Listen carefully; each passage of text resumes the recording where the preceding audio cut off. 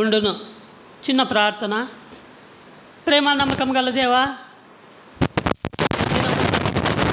ప్రభుదినం మాకు దయచేసినందుకు వందనాలు. అల్పుడను, ఎందుకు పనికిరాని నిస్పృహ వేసుకుని అయోగ్యనైన నన్ను అయా నువ్వు జ్ఞాపకం చేసుకొని నిలబెట్టినందుకు వందనాలు. తండ్రి, నీ వాక్యాన్ని వివరించి బోధిస్తుండగా ప్రభు నీ నోటి బూరగా వాడుకొని తండ్రి నీ వాక్యము వారి హృదయంలో నాటుకొని ఫలించి అయా వర్ధిల్లునట్లు నీ కృపా కటాక్షం దయచేయమని యేసుక్రీస్తు నామమున వేడుకుంటున్నాను తండ్రి, ఆమెన్. మరొకసారి 34 మొదటి వచనం. నేను ఎల్లప్పుడూ యెహోవాను సన్నిధించెదను, నిత్యము ఆయన కీర్తి నా నోట ఉండును. ఎల్లప్పుడూ దావీదు అయినటువంటి ఆయన ఎల్లప్పుడూ స్తుతించేవాడు. ఒక రాజు అయినప్పటికి కూడా ఆయన ఎల్లప్పుడూ స్తుతించేవాడు, కీర్తించేవాడు. ఆయన నోట ఎప్పుడు ఆయన కీర్తి ఉండేది. నువ్వు నేను మనం ఏ పాటి వారము? మన జీవితంలో మనము ఏ పాటి వారం? మనకు సమయం ఉండదా? ఎల్లప్పుడూ ఒక నిమిషము, ఒక 5 నిమిషాలు, 10 నిమిషాలు కాదు గంట, కానీ ఎల్లప్పుడూ ఆయన నోట ఆయన కీర్తి ఉన్నది. మరి నీ నోట నా నోట కూడా దేవుని కీర్తించే అనుభవం ఉండాలా. కాబట్టి మన జీవితంలో మనకు సమయం లేదనే దానికి లేదు. దేవుడు మనకు సమయం ఇస్తేనే మనము దేవుని కనపరచగలం, కానీ మనకు సమయం లేదంటే భూమి మీద మనం నిలిచి ఉండలేం. అలాగనే 103 కీర్తన మొదటి వచనంలో కూడా ఉంది. నా ప్రాణమా యెహోవాను సన్నుతించుము, నా అంతరంగంలో సమస్తమా ఆయన పరిశుద్ధ నామమును సన్నుతించుము. నా ప్రాణమా యెహోవాను సన్నుతించుము, నాకు చేసిన మేలులు ఉపకారములను ఏటిని మరవక ఆయన సన్నుతించుము. చేసిన మేలును కూడా మనం మర్చిపోకుండా ఆయన సన్నుతించేవారుగా ఉండాలంట. మనం నా పూర్ణ హృదయంతో మనము దేవుని సన్నుతించే అనుభవంలో ఉండాలంట. ఎందుకని మనం ఆయన్ను సన్నుతించుతున్నాము? ఆనాడు దావీదైతే రాజును చేసినాడు ఆయన్ను సన్నుతించి ఆయన్ని కీర్తించడానికి. మరి నీకు నాకు ఏం చేస్తున్నాడని మనము ఒకసారి పరిశీలించుకున్నట్లయితే 107 కీర్తన మొదటి వచనం చూసినంటే, యెహోవా దయాళుడు, ఆయనకు నిత్యము కృతజ్ఞతాస్తుతులు చెల్లించుడి, ఆయన కృప నిత్యము ఉండును. మరి ఆయన కృప ఉంది కాబట్టి మనము ఈనాడు సజీవుల లెక్కలో క్షేమంగా ఉంటున్నామంటే ఆయన కృప నీకు నాకు ఉంటుంది కాబట్టి మనము సజీవ లెక్కలో క్షేమంగా ఉంటున్నాం. ఆయన కృప లేకపోతే, ఆయన దయ లేకపోతే మనము మట్టిలో మట్టి అయిపోయేవారం. కాబట్టి ఎందుకు మనం దేవుని స్తుతిస్తున్నామంటే ఆయన మనకిచ్చిన జీవితము, మనకిచ్చినటువంటి ఈ యొక్క అవకాశము, మనకిచ్చిన ఈ రూపాన్ని బట్టి, మనకిచ్చిన రక్షణ బట్టి, మనకిచ్చిన మేలులు ఉపకారములను తెలుసుకొని ఆయన్ని గణపరచాల. ఒకసారి ఆదికాండంలోకి పోదాము. 1వ అధ్యాయం 1వ వచనం. ఆదియందు దేవుడు భూమి ఆకాశములను సృజించెను, భూమి శూన్యముగాను నిరాకారముగా ఉండెను,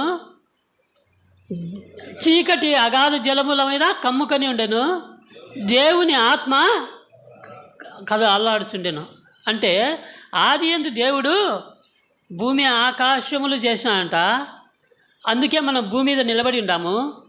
ఆ ఆశ్చర్యకారం ఏంటంటే దీనికి సపోర్టింగ్ పిల్లర్స్ ఏం లేవు. భూమికి ఏదో గాలిలో బాలు తిరిగినట్టు తిరుగుతూ ఉంది అంతరిక్షంలో, విశ్వంలో.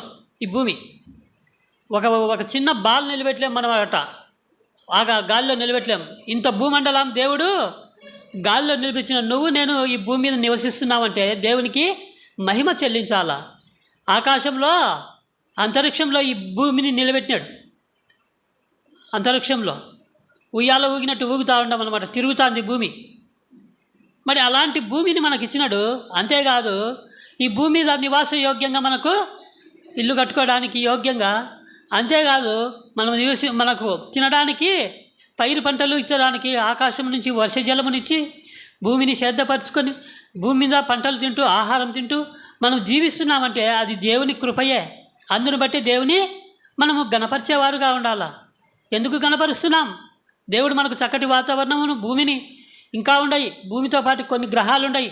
బుద్ధుడు, గురుడు, శుక్రుడు, శని, యురేనస్, నెప్ట్యూన్, ప్లూటో అనేటి వాటిలో నివాస యోగ్యం లేదు. భూమి నుంచి భూమి నిండితే వేరే గ్రహానికి పోవాలని మానవుడు ఎంతో ప్రయత్నం చేసి అక్కడికి కూడా రాకెట్లు పంపించి పరీక్ష చేస్తే ఏ గ్రహం మీద కూడా నివాసయోగ్యంగా లేదు. ఓన్లీ భూమి మాత్రమే మనకు ఎంతో నివాసయోగ్యంగా చక్కటి వాతావరణము, చక్కటి గాలి, పైరు పంటలు పండించుకోవడానికి భూమిని మనం భూమి మీద నిలబడడానికి యోగ్యత ఇచ్చినాడు. కాబట్టి దేవుని కనపరచాలి. అంతేకాదు జలముల పైన చీకటి ఉన్నది, అందులో దేవుని ఆత్మ అల్లాడుతున్నది. అంటే ఎందుకు? ఈ భూమిని ఆకాశంని చేయబోతున్నాను. అప్పుడు వెలుగు కమ్మని పలుగా వెలుగు కలిగిందంట. అప్పుడు దేవుడు అంటున్నాడు, ఎందుకు అల్లాడుతున్నాడు చీకటిలో జలములో అంటే, దేవుడు సృజిస్తానే ఈ మానవులను ఈ భూమి మీద చేస్తా, భూమి మీద చేసిన భూత భవిష్యత్తు వర్తమానములకు ఆయనకు తెలుసు ఏం జరగబోయేది. ఈ మానవ జాతిని చేస్తా ఈ భూమి మీద, ఆ భూమి మీద అనేకులు పాపం చేసి నశించిపోతారు అని ముందుగానే దేవునికి తెలిసిపోయింది. మానవ జాతిని సృజించబోతున్నాను, ఆదామవ్వ ద్వారా ఈ భూమి అంతా సంతతితో నిండి అభివృద్ధి పొందుతుంది. కానీ పాపంలో నిండి దేవుని మర్చిపోయి పాపంలో నశించి నాశనం అయిపోతారని దేవుడు ముందుగానే ఆనాడే బాధపడతా వచ్చినాడు.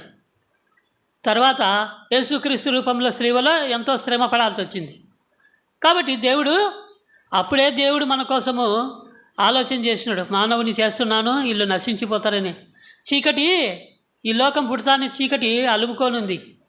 ఎప్పుడెప్పుడు అని అపవాది లూసిఫర్ గాడు భూమిని పుట్టిస్తానే వాడు కూడా సిద్ధంగా రెడీగా ఉన్నాడు, చీకటి గమ్మించి ఈ లోకంలో మనుషులందరినీ పాపత్రోవలో నడిపించి నశింపజేయడానికి. చీకటికి గుర్తుగా ఉన్నాడు లూసిఫర్, అపవాదైన సాతాను. కాబట్టి ఆ చీకటిని పారదొలడానికి దేవుడు ఎంతో కష్టపడాల్సి వచ్చింది స్లీవ శ్రమల్లో. అయితే మానవుడు మళ్ళా చూడండి, ఆదికాండం 2:7 దేవుడైన యెహోవా నేలమట్టిని తీసుకొని చదవండి ఒకరు. దేవుడైన యెహోవా నేలమట్టితో నరుని నిర్మించి వాని నాసికారంధ్రములలో జీవవాయువును ఊదగా నరుడు జీవాత్మాయను. కాబట్టి ఒకప్పుడు మన జీవితం శూన్యం, మట్టిలోంచి నేలమట్టిలోంచి మానవుని తీసుకొని అప్పుడు వాడిని మానవునిగా తయారు చేసినాడు. వాడి నాసికారంధ్రంలోంచి ఆయన జీవవాయువును ఊరితేనే మనం జీవిస్తున్నాం, మానవులమై జీవాత్మ వచ్చి, లేకపోతే మట్టే మనం. కాబట్టి మట్టిలో ఉన్న మన జీవితాన్ని మానవునిగా తయారు చేసి నాసికారంధ్రం అంటే ముక్కల్లోంచి శ్వాసను జీవవాయువును ఊది మనకు ప్రాణమునిచ్చినాడు భిక్షగా. మరి దేవుని కృతజ్ఞత స్తుతులు చెల్లించకుండా మనం ఉండగలమా? భూమి శూన్యముగా గుండ్రముగా ఉన్నదంట, కానీ దానికి ఆకారం లేదు. అప్పుడు దానికి సుందరమైన ఆకారం ఇచ్చిన వాడు దేవుడే. అలాగనే ఒకప్పుడు నువ్వు నేను కూడా తల్లి గర్భంలో రూపింపకముందు జన్యువుగా ఉన్నప్పుడు మనము ఒక రూపం లేదు, రక్తముద్ద. అప్పుడు రూపం లేని మన జీవితానికి రూపం ఇచ్చిందే ఆయనే. రూపం ఇచ్చి జీవవాయువునిచ్చి ప్రాణమునిచ్చింది ఆయనే.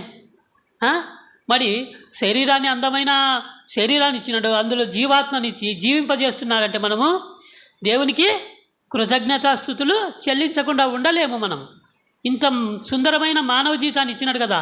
10 సార్లు అద్దంలో చూసుకొని అందంగా ఉండమా లేదా అని మనం చూసుకుంటాం. ఆ ఇచ్చిన రూపము దేవుడే కదా. మనం శ్వాస ఉంది కాబట్టి జీవించి సజీవుల లెక్కలో ఉన్నాం. ఆ శ్వాస లేకపోతే శవమై ఉంటుంది కదా. కాబట్టి మనకు జీవం ఇచ్చినాడు, రూపం ఇచ్చినాడు. అందును బట్టి దేవుని మహిమపరచాలి. అంతేకాదు మనల్ని పోషిస్తున్నాడు.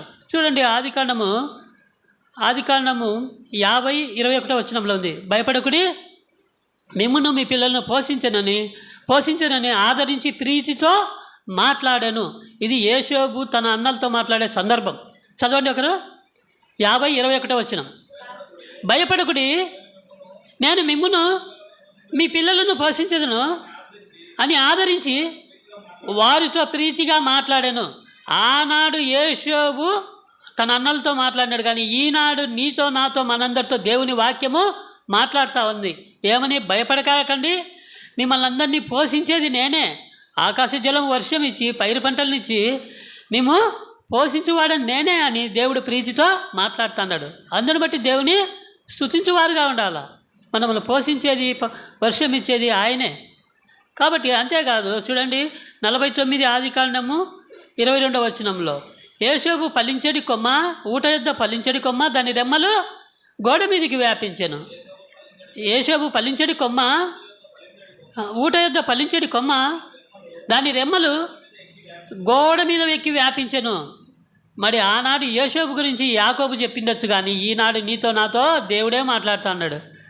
నువ్వు నేను దేవుని సన్నిధిని అంటిపెట్టుకునే వారుగా దేవుని ఊటైన దేవుని సంఘంలో మనం దేవుని సన్నిధికి మనం అంటిపెట్టుకునే వారుగా ఉంటే ఫలించేది కొమ్మగా నన్ను దేవుడు ఆశీర్వదిస్తాడు.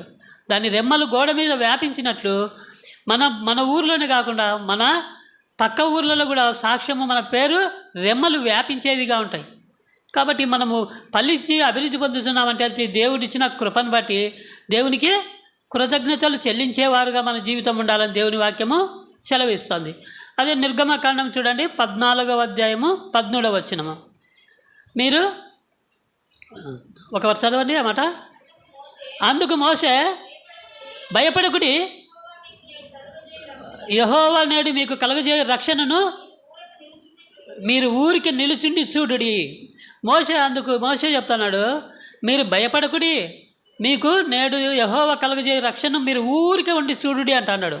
ఆనాడు మోషే ఇజ్రాయెల్ ప్రజలతో మాట్లాడిన మాట కానీ ఈనాడైతే ప్రభు అయిన యేసుక్రీస్తు నీతో నాతో మాట్లాడుతున్న మాట ఏంటంటే, మనం భయపడాల్సిన అవసరం లేదు. ఈ పాపభూతం మనల్ని పట్టుకొని పీడించి చంపుతుందని మనం భయపడాల్సిన అవసరం లేదు. దేవుడు మన పక్షాన గొప్ప రక్షణ కార్యం జరిగిస్తున్నాడు. ఆనాడు దేవుడు మోషే ద్వారా రక్షణ కార్యం జరిగించిన ఊరికి నిలిచి చూడు, మీకు గొప్ప రక్షణ చూస్తారంట అన్నాడు. ఈనాడు దేవుడు యేసుక్రీస్తు ప్రభువారు, మీరు ఊరుకుండుడి, మీ పక్షాన నేను సిలువ కార్యం చేసి మీకు గొప్ప రక్షణ ఇస్తానా అని మన భయము భీతిని తొలగించి ఆయన సిలువ కార్యం ద్వారా గొప్ప రక్షణను నీకు నాకు ఇస్తున్నాడు. ఇంకా మనం భయపడాల్సిన అవసరం లేదు, చింతపడాల్సిన అవసరం లేదు. మన సొంత తెలివి, సొంత శక్తి, సొంత భక్తితో ఏ రక్షణ మనం సాధించుకోలేం. దేవుడు చేసిన మహా సిలువ యాగం ద్వారా, సిలువ కార్యం ద్వారా మనకు గొప్ప రక్షణ ఇచ్చినాడు. మనం ఊరికే నిలిచిండి చాలు, ఊరికే నిలిచిండి మౌనంగా మనము ఎటువంటి వ్యర్థమైన వాటి జోటికి మనం పోకుండా మనం యెహోవా యందు భయభక్తులు కలిగి చెడుతనం విసర్జించిన వారమై యథార్థంగా జీవిస్తే చాలు, దేవుడు మన పక్షమున గొప్ప రక్షణ కార్యము జరిగిస్తాడు. తన సిలువ రక్తం కింద మనం ప్రోక్షించి మనం రక్షించే గొప్ప దేవుడుగా మన పక్షాన ఉంటాడు. అంతేకాదు 14వ వచనం చూడండి, యుద్ధము యెహోవాదే, యెహోవా మీ పక్షమున యుద్ధము చేస్తున్నాడు, ఊరికయే ఉండవాలని ప్రజలతో చెప్పాను. కాబట్టి మనము మన పక్షంలో యుద్ధం చేసేవాడు దేవుడు. అపవాది ఈ లోకంలో చాలా గొప్పది, దాన్ని జయించడానికి మన చేత కాదు. మనలో ఉన్నవాడు దేవుడు లోకంలో ఉన్న దానికంటే గొప్పవాడు. కాబట్టి ఆయన్ను బట్టి యుద్ధము యెహోవా చేస్తాడు. ఎఫెసీ 6లో ఉంది 12లో, అంధకారపు దురాత్మ సమూహంతో మనం శరీరులతో కాదు కానీ మనం పోరాడుతున్నది అంధకారపు దురాత్మ సమూహంతో మనం పోరాడుతున్నాము. కాబట్టి మన పక్షంలో దేవుడు తన ఆయుధములనిచ్చి మన పక్షంలో దేవుడు పోరాడేవాడుగా ఉంటాడు. యుద్ధము యెహోవాదే. కాబట్టి మనము ఆయన మాట ప్రకారం, ఆయన చిత్తానుసారంగా మనం జీవించినట్లయితే మన పక్షమున దేవుడే పోరాడుతూ వస్తాడు. కాబట్టి మనం పోరాడాల్సిన అవసరం లేదు. మనం పోరాడితే మన పక్షమున దేవుడు పోరాడు. కాబట్టి మన జీవితము దేవుడికి అప్పగించుకోవాలా. మన జీవితం ఎలా ఉండాలో దేవునికి అప్పగించుకునేవారుగా ఉండాలి. అదే నిర్గమకాండము 15:25లో చూడండి. అప్పుడు మోషే మొరపెట్టగా ఒక చెట్టును చూపాను, దాని కొమ్మను నరికి ఆ నీటిలో వేయగా ఆ నీళ్లు మధురములాయను. యెహోవాకు మొరపెట్టాను, అంతటా యెహోవా ఆయనకు ఒక చెట్టును చూపాను, ఆ కొమ్మను నీళ్ళలో వేసినప్పుడు నీళ్లు మధురములాయను. చాలు. కాబట్టి మరి నిన్ను నన్ను ప్రభువా మా చేదైన జీవితాలు మనయి, పాపంతో నిండిన జీవితాలు మనయి. కాబట్టి మనము ఏమి కూడా ఏది ముట్టుకున్నా ఏం చేసినా అది చేదుగానే ఉంటుంది. మన జీవితం అంతా చేదే. అలాంటి చేదు స్థితిలో మన జీవితం ఉండగా దేవుడే యేసుక్రీస్తు వారు ఆ చెట్టుగా కొమ్మగా ఈ లోకానికి దిగి వచ్చినాడు. సిలువమాను పైన ఆయన మరణించి తన రక్త ప్రోక్షణ కింద మనల్ని చేసినప్పుడు మన జీవితం మధురంగా మారిపోతుంది. మన చేత కాదు మనం మధురం, మన నీతి క్రియలన్నీ మురికి గుడ్డలే. కాబట్టి మన నీతి క్రియల వల్ల, మన దాన ధర్మాల వల్ల, మనము వేసేటువంటి దానివల్ల మనము సంపాదించుకోలేము. కానీ దేవుని రక్త ప్రోక్షణ కిందనే మనము మధురంగా మన జీవితము సుందరంగా మారిపోతుంది. ఎండిన జీవితాన్ని కూడా దేవుడు జీవింపజేయవాడు ఆయనే. చూడండి హెజ్కేలు 37:10 ఎండిన ఎముకలను కూడా ఆయన జీవింపజేయవాడు ఆయన. మన ఆశలు, మన కోరికలు, మన ఆత్మీయ స్థితి ఎండిపోయిన వారమే మనం. కానీ ఆ స్థితిలోంచి దేవుడు మనల్ని జీవం ఇచ్చి మనం సజీవులకు చదవండి. 37:10 హెజ్కేలు. ఆయన ఆజ్ఞాపించినట్లు నేను ప్రవచింపగా జీవాత్మ వారిలోనికి వచ్చి వారు సజీవులై లేచి లెక్కింపశక్యం కాని మహాసైన్యముగా నిలిచిరి. నువ్వు నేను మన జీవితం ఎలా ఉందంటే లోయలో నిండిన ఎండిన ఎముకల వంటివి ఆత్మీయ స్థితి ఏమంది. ఎండిన ఎముకలు చల్లా చెదరగా పడిపోయింటాయి. అలాంటి ఆత్మీయత, భక్తి, విశ్వాసం లేని మనం ఎండిన ఎముకల వంటి మన జీవితాన్ని దేవుడే ప్రవచించితే తప్ప మనము జీవింపలేము. లెక్కింపశక్యము కానీ సైన్యముగా మన హృదయాలు ఉల్లసించాలంటే దేవుడే మన హృదయాలను తన వాక్కు చేత, తన వాక్కును పంపి మన జీవితాలను ఆత్మీయంగా సజీవులుగా మనం బ్రతికిస్తాడు. మనం బ్రతికున్నా కూడా మన అపరాధం చేత, పాపం చేత చచ్చిన స్థితే మంది. క్రీస్తులోనే మనం బ్రతికేది. కాబట్టి మన జీవితం ఎలా ఉందంటే ఎండిన ఎముకల్లాగుంది. అలాంటి స్థితిలో మనల్ని దేవుడు సజీవులుగా నిలుపుతున్నాడు. కాబట్టి మనము దేవుని స్తుతించేవారుగా ఉండాలి.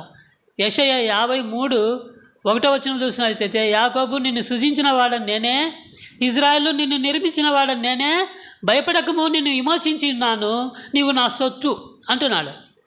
కాబట్టి మన జీవితంలో మనల్ని సృజించింది ఆయనే, మనకు ఆకారం ఇచ్చి రూపం ఇచ్చింది ఆయనే, మన పాపముల నుండి విమోచించింది ఆయనే, మనల్ని తన సొత్తుగా చేసుకునేది ఆయనే. కాబట్టి ఆయనను మహిమపరిచి ఆయన స్తుతించేవారు కదా. ఎందుకు మనం స్తుతిస్తున్నాం? మనకు రూపం ఇచ్చినాడు, జీవం ఇచ్చినాడు. అంతేకాదు మనల్ని పోషిస్తున్నాడు. అంతేకాదు మనల్ని తన సొత్తుగా చేసుకున్నాడు. పాపం నుండి విమోచించిన గొప్ప దేవుడుగా మనకుంటున్నాడు. అందును బట్టి ఆయన్ను స్తుతించేవారుగా మన జీవితం ఉండాలని దేవుని వాక్యము సెలవిస్తుంది. చీకటిలోనూ మన జీవితాన్ని కూడా వెలుగుగా మార్చడానికి ఆయనే కారణం. కాబట్టి ఆయన శిశువుగా ఈ లోకానికి పుట్టాను. ఆయన భుజముల పైన రాజ్యభారం. యెషయా 9:6 ఉంది ఆ మాట. ఆశ్చర్యకరుడు, ఆయన ఆలోచనకర్త, బలవంతుడగు దేవుడు, ఆయన నిత్యుడగు తండ్రి, సమాధానకర్త.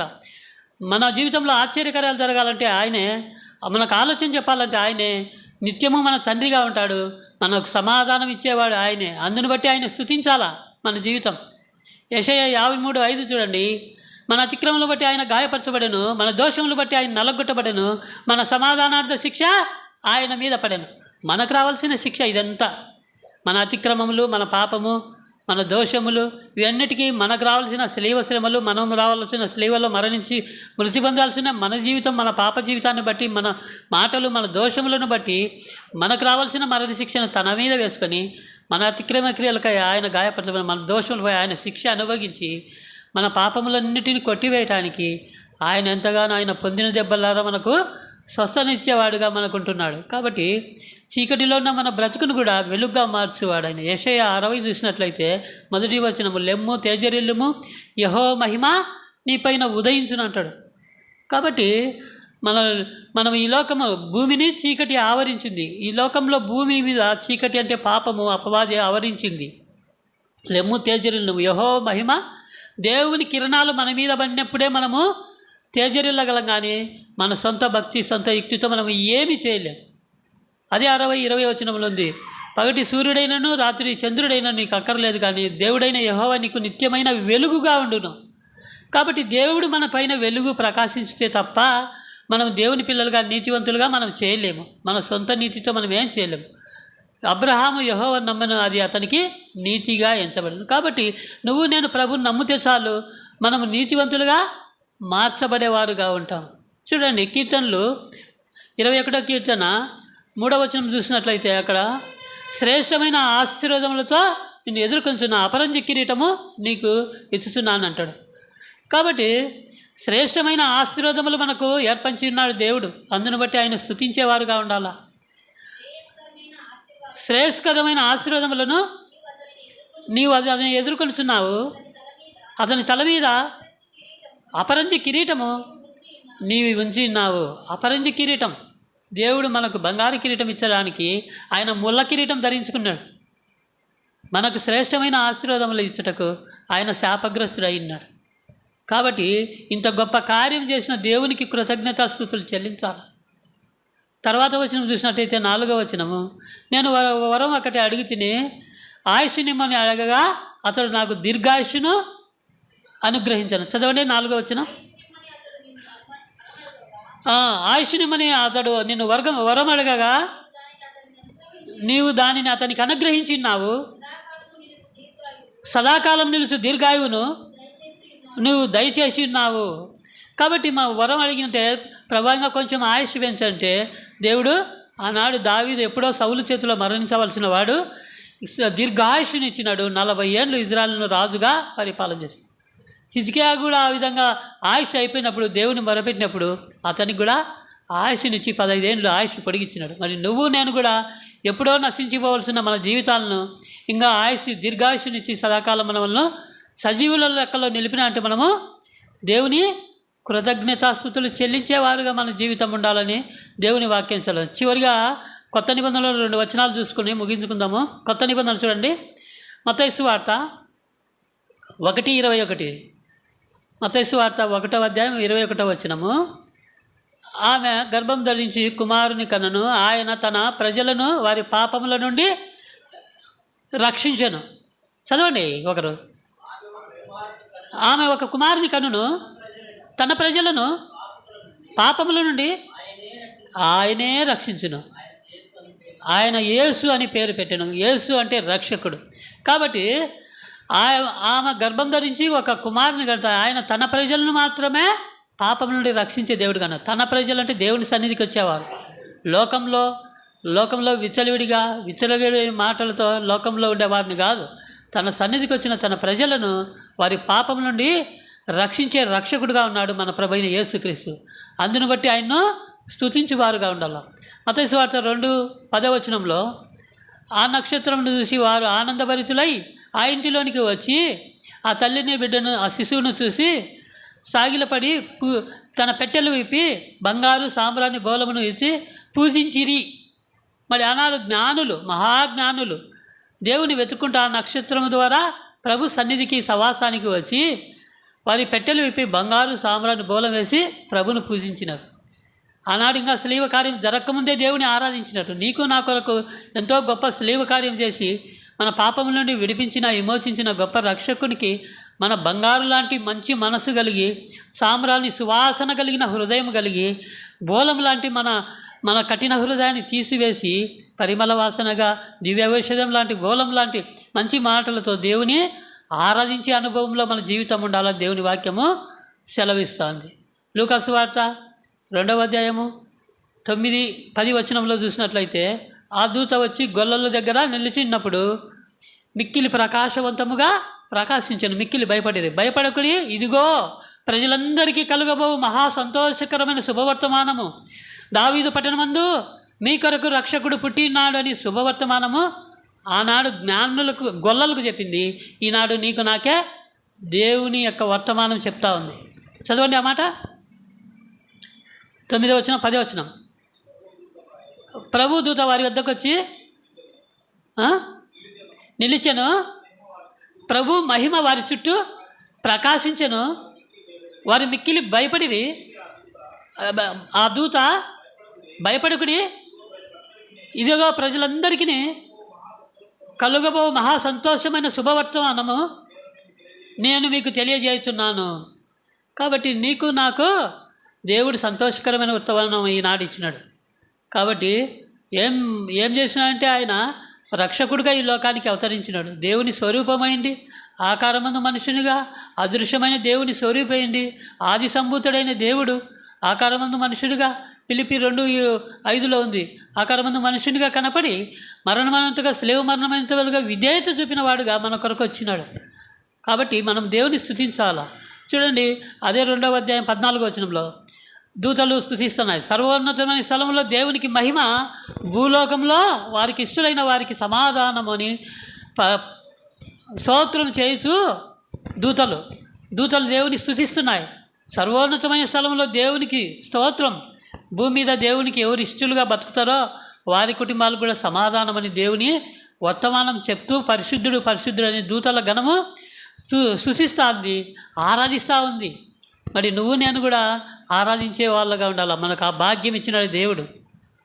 యెషయా 6:3వ వచనంలో చూసినట్లయితే ఉంది, అక్కడ సైన్యములకు అధిపతి యెహోవా పరిశుద్ధుడు అని ప్రతి గానములతో గంభీర స్వరంతో దూతలు పలుకుతుండగా వాటి కంఠస్వరమును బట్టి గడప కమ్ములు వణుకుతుండెను. మరి దూతలే స్తుతిస్తా ఆరాధిస్తున్నాయి. మరి నువ్వు నేను ఏ పాటి వారము దేవుని గణపరిచేవారుగా ఉండాలి. కావచ్చు మనము యెషయా ప్రవక్తలాగా మనము అపవిత్రమైన పెదవులమైన కలవారం ఉండొచ్చు, అపవిత్రమైన జనుల మధ్య మనం నిలిచే వారంగా ఉండొచ్చు.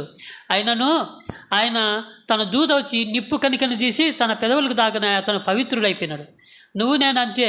దేవుని వాక్యం మన హృదయానికి, మన జీవితానికి, మన పెదవులకు తాకినప్పుడు అపవిత్రమైన మనము, అపవిత్రమైన జనంలో ఈ లోకంలో జీవిస్తున్న మనము అయినను దేవుని యొక్క మహిమను స్తుతించుటకు, ఆరాధించుటకు దేవుడు మనకు యోగ్యత ఇచ్చినాడు. ఎందుకంటే అపవిత్రమైన మన జీవితాన్ని పవిత్రం చేసే దేవుడే.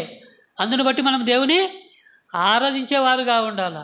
కాబట్టి మార్కు సువార్త 16:16 ఉంది, సర్వలోకానికి వెళ్ళి సర్వ సృష్టికి సువార్తను ప్రకటించుడి, నమ్మి బాప్తిసం పొందిన వారు రక్షింపబడును, నమ్మని వానికి శిక్ష. నమ్మిన తర్వాత మనం చేయాల్సింది, మొదట సిద్ధపడాల్సింది ఆరాధన చేసినప్పుడే దేవుని యొక్క బాప్తిస ఒక ముద్ర. కాబట్టి దేవుని బిడ్డగా ముద్రింపబడాలంటే మొట్టమొదటిగా ఇంకా రక్షణ లేని వారు, బాప్తిసం లేని వారు ఉన్నట్లయితే దేవుని ఆరాధించాలా. తర్వాత బాప్తిసము దేవుని యొక్క ముద్ర, దేవుని బిడ్డగా దేవుడు ముద్ర వేసి తన బిడ్డగా తన సొత్తుగా మార్చుకుంటాడు. కాబట్టి మనం దేవుని దేవుడు లోకమును ఎంతో ప్రేమించాడు. యోహాను 3:16 ఉంది, దేవుడు లోకమును ఎంతో ప్రేమించాను. కాబట్టి తన అద్వితీయ కుమారుని విశ్వాసం ఇచ్చేవాడు నశింపక నిత్య జీవం పొందుతాడు. నువ్వు నేను ఇంకా దేవుడు మనల్ని ఎంతగానో ప్రేమించిన దేవుని ఎలా మహిమపరచాలంటే అదే యోహాను సువార్త 4:24 ఉంది. దేవుడు ఆత్మ కనుక ఆయన్ను ఆరాధించేవారు ఆత్మతోనూ సత్యంతోనూ ఆరాధించేవారుగా ఉండాలి. నువ్వు నేను మరి యథార్థంగానూ ఆత్మతోనూ సత్యంతోనూ ఆరాధించాలి. అబద్ధాలు ఆడుతూ మనం దేవుని ఆరాధించే అది దేవుని సన్నిధికి చేరదు. కాబట్టి దేవుని మహిమ మన చుట్టూ ఉండాలంటే మనం యథార్థంగాను ఆత్మతోనూ సత్యంతోనూ పై పెదవులతో మనం ఆరాధిస్తే అది దేవుని సన్నిధికి రాదు. కాబట్టి దేవుని మహిమపరిచేవారుగా ఉండాలి. 1 కొరింథీ 1:18 చూసినట్లయితే, సిలువను గూర్చిన వార్త నశించుచున్న వారికి వెర్రితనం, అది రక్షింపబడిన అది మనకే దేవుని శక్తి అయినది. లోకంలో ఉన్నవారు ఎందుకబ్బా దేవుడు సిలువలో చనిపోయినాడు, వాళ్ళకి అర్థం కాదు ఆ రక్షణ కార్యం. సిలువను గురించిన వార్త వారికి వెర్రితనమే. ఎందుకో చేతగా చనిపోయినాడేమో, వాళ్ళని తిరిగి కొట్టలేక, తిరిగి చంపలేక సిలువలో చనిపోయినాడేమో అని వారు అనుకుంటారు. కానీ వారి ఎర్రితనము. మనమైతే దేవుని నమ్మినాం కాబట్టి మన కొరకు, మన పాపముల కొరకు, మన విమోచన కొరకు ఆయన సిలువ రక్తమును ధారపోసినాడు అని మనం నమ్ముతున్నాం. కాబట్టి దేవుని శక్తిని నువ్వు నేను పొందుకునేవారుగా ఉంటున్నాం. కాబట్టి మన జీవితంలో ఆయనను మహిమపరిచేవారుగా ఉండాలా, ఆయనను ఘనపరిచేవారుగా ఉండాలా, ఆయనను ఆరాధించేవారుగా ఉండాలా. కాబట్టి యోహాను పత్రిక 1:7 చూసినట్లయితే, ఆయన వెలుగులో ఉన్న ప్రకారం మనమును వెలుగులో ఉండి అన్యోన్య సవాసం గలవారమైతే యేసు రక్తము ప్రతి పాపము నుండి మనల్ని పవిత్రులుగా చేయను. మనము వెలుగులో ఉన్నాడు దేవుడు, మనం కూడా పాపపు చీకటిలో లేకుండా వెలుగులో ఉన్నట్లయితే మనము దేవుని యొక్క రక్తం చేత పవిత్రులుగా చేయబడతాం. అన్యోన్య సవాసం గలవారై ప్రభు సన్నిధి సంఘంతో సవాసం కలిగిన వారంగా ఉన్నట్లయితే మనల్ని దేవుడు యేసు రక్తం చేత మన పాపముల నుండి మనల్ని పవిత్రులు చేసి పరిశుద్ధపరిచి తన దాసులుగా మనల్ని చేసుకునేవాడుగా ఉన్నాడు. కాబట్టి మనం ఎప్పుడైతే దేవుని వైపు మనం చూస్తామో దేవుడు మన వైపు చూస్తాడు. దేవుని ఎప్పుడైతే గణపరిచేవారుగా ఉంటామో మనము దేవుని గణపరిచేవారుగా ఉంటాము. ఈ లోకంలో అనుకుంటా అంటారు లెక్కల మాస్టర్లు లెక్కలు సున్నాను కనిపెట్టిన శాస్త్రవేత్త బల గొప్పోడని.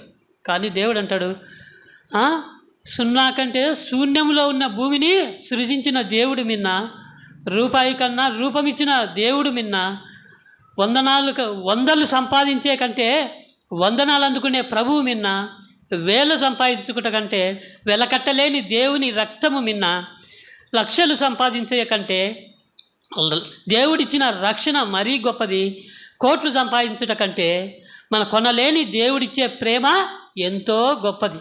కాబట్టి మనం చెప్పిన సారాంశంతో కూడా ఈ మాటల్లో ఉంది, ఇమిడి ఉంది. కాబట్టి మనము శూన్యమైన మనవలను సృజించి ఏమీ లేని మన స్థితిలో మనల్ని పోషించి ఆదరించి పాపంలో మునిగి తేలుతున్న మన జీవితాలను తన శరీర రక్తం చేత విమోచించి రక్షించి మనం పవిత్రులుగా చేసి మనం ఆరాధించి దేవుని గణపరచుటకు కోట్లాది దూతలు దేవుని ఆరాధిస్తుండగా మరి మనకు కూడా దేవుడు ఆ భాగ్యం అవకాశం ఇచ్చి ఈ భూమి మీద దేవుని ఆరాధించే అవకాశం ఇచ్చినాడు. దేవుడిచ్చిన ఈ గొప్ప అవకాశాన్ని బట్టి దేవునికి మరొకసారి కృతజ్ఞత ధన్యవాదాలు చెల్లించుకుంటూ మరొకసారి అందరికీ ప్రైజ్ లార్డ్.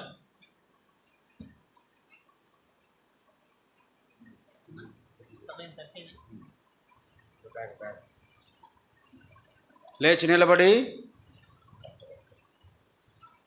ఓ పాట పాడుకుందాం.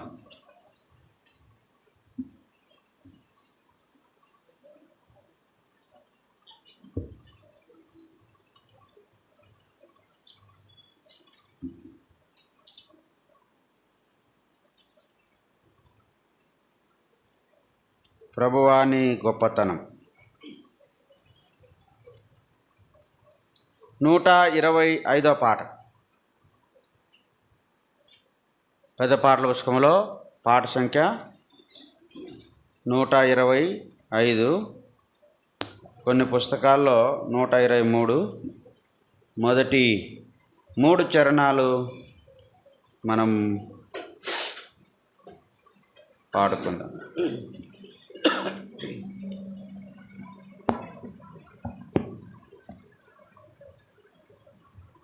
ప్రభువా నీ గొప్పతనము, ప్రభువా నీ గొప్పతనము, స్తుతికి యోగ్యము అసఖ్యమైనది వర్ణించలేమిరా.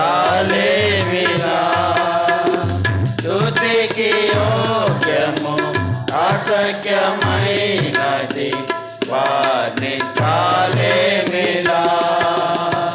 ప్రభువా నీ గొప్పతనము, ప్రభువా నీ గొప్పతనము, సృష్టి గొప్పది అద్భుతమేగా, సంకల్పమెంతో ఉత్తమము.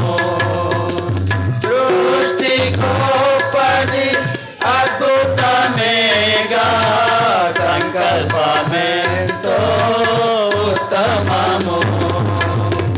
మానవ జాతి కొరకై ప్రభు, మానవ జాతి కొరకై ప్రభు సిద్ధపరచే సమస్తము, సిద్ధపరచే సమస్తము. నీదు పనులు నీ సామర్థ్యము వర్ణించలేమిరా. నీదు పనులు నీ సామర్థ్యము వర్ణించలేమిరా. ప్రభువా నీ గొప్పతనము, ప్రభువా నీ గొప్పతనము, నీ రూపమున నరుని సృజించి అధికారము నిలిచితివి. నీ రూపమున నరుని సృజించి అధికారము నిలిచితివి. క్రీస్తునందు నిర్దోషినిగా, క్రీస్తునందు నిర్దోషినిగా నిలువబెట్టగోరితివి,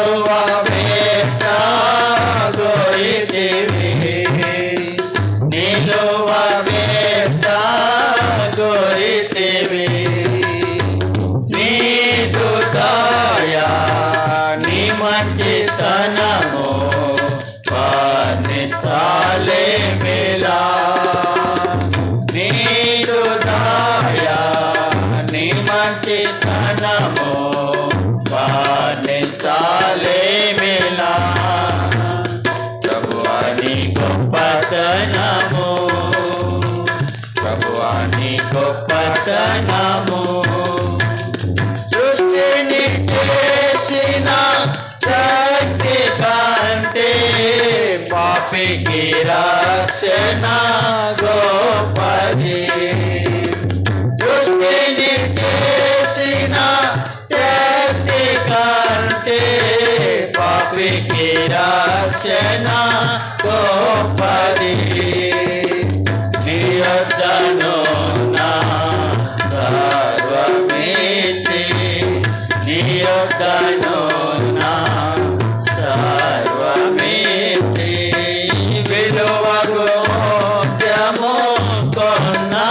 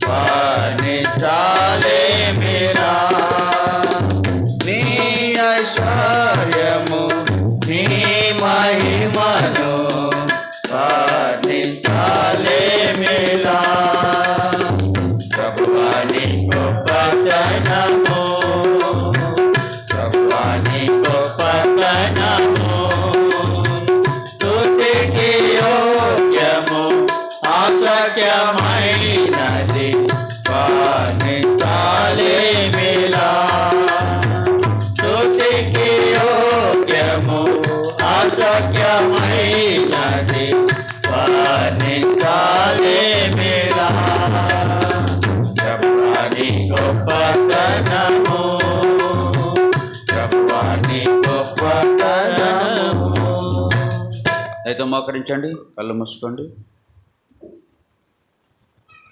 మొదట సండే స్కూల్కి వెళ్ళేవారు, ఆ తర్వాత వంట పరిచర్యకు వెళ్ళేవారు. ప్రభుని ఆరాధించిన తర్వాత బల్ల ముందున్నవారు, తర్వాత బల్ల వెనకలు ఉన్నవారు, ఆ తర్వాత బయట ఉన్నవారు. ఒక సహోదరుడు ఒక సహోదరి అలాగూ మార్చి మనం ప్రభుని ఆరాధిస్తాము. జ్ఞాపకం పెట్టుకోండి. మధ్యలో లేచిపోకండి, అటు ఇటు తిరగద్దండి. కళ్ళు మూసుకోండి. మీరు ఎప్పుడైతే కళ్ళు తెరిచి చూస్తారో అప్పుడే సైతాను మిమ్మల్ని శోధిస్తాడు.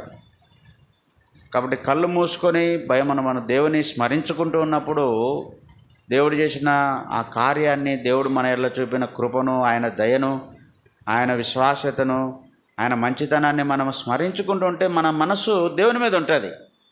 ఎవరు కళ్ళు తెరిచి చూసేది? హృదయంలో గందరగోళంగా ఉండేవాళ్ళే. మనసులో అంతా కలవరము, ఏం జరుగుతుందో, నీకు ఏం జరుగుతుంది ఇక్కడ? దేవుని స్తుతించడానికి, ఆరాధించడానికి వచ్చాం గనక మనము దేవుని యొక్క ధ్యానము కలిగి ఉండాలి. మనసులో ఆయన తలపోసుకుంటూ ఉండాలి. ఇతరులు ఆరాధన చేస్తూ ఉంటే వింటూ, ఇంకా అవును ప్రభా ఇలాగో నా జీవితంలో ఇంకా చేసావు నాయన అని మనం ఆయన స్మరించుకునేటువంటి సమయం ఇది. కాబట్టి ఈ అరగంట లేదా ముక్కాల గంట ఎంతో మనం వినయముతో, భయభక్తులతో దేవుని సన్నిధిలో గడపాలి. జ్ఞాపకం పెట్టుకోండి. మధ్యలో అటు తిరగకండి, లేచి వెళ్ళకండి. భయభక్తులతో దేవుని సన్నిధిలో కూర్చోండి. ప్రారంభించండి. సండే స్కూల్కి వెళ్ళేవారు మొదట ఆరాధించండి, ఆ తర్వాత ఒక సహోదరుడు ఒక సహోదరి, వంటవారి తర్వాత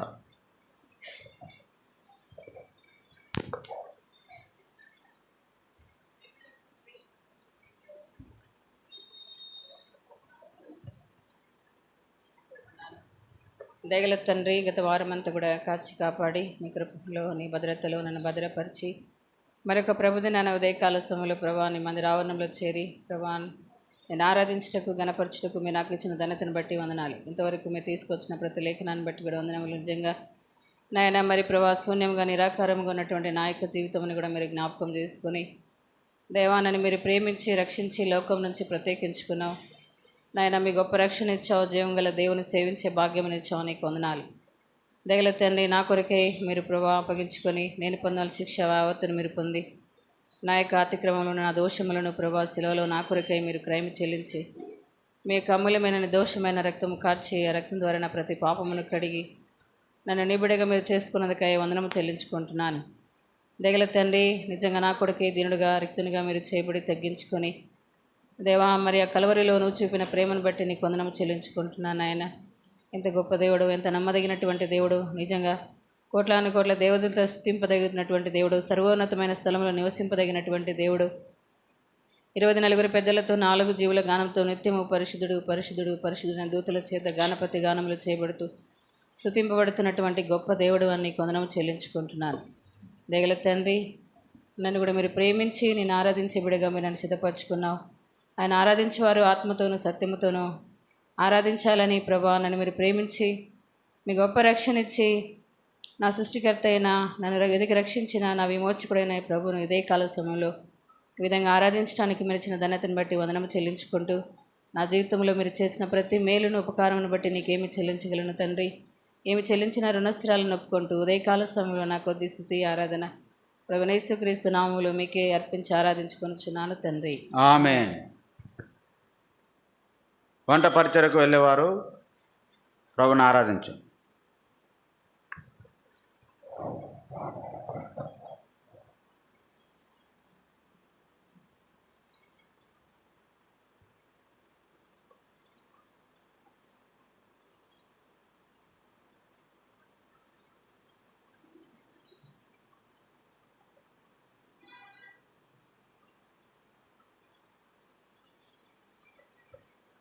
తండ్రి, కృపగలిగిన యేసుక్రీస్తు ప్రభువా, ఈ పాదంలో కొందనములు స్తోత్రములు చెల్లిస్తున్నాను. దయగలిగిన తండ్రి, ఉదయకాల సమయంలో ప్రభు దినంలో సంతోషకరమైన ఈ పండుగ దినంలో ప్రభువా నన్ను కూడా చేర్చినైనా నిన్ను స్తుతించుటకు, ఆరాధించుటకు, మహిమపరచుటకు ప్రభువా నాకు ఇచ్చిన సమయానికై నీ కొందనములు స్తోత్రములు చెల్లిస్తుంటున్నాను.